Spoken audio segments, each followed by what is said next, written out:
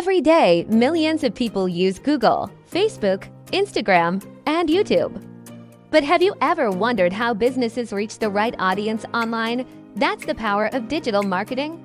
Simply put, digital marketing is any form of marketing that exists online. It's about connecting with your customers where they spend most of their time, on the internet.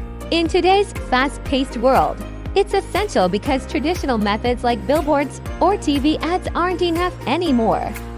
Digital marketing allows businesses to target specific demographics, track performance in real time, and get a higher return on investment.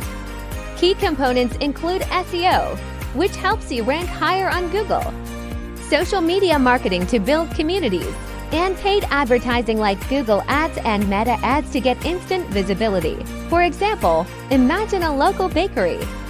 By using targeted Instagram ads and SEO, they went from serving only neighbors to shipping cookies nationwide, doubling their revenue in just 6 months. Digital marketing is the bridge between a great product and the right customer. Subscribe to Abdurrahim for more digital marketing tutorials and practical marketing tips.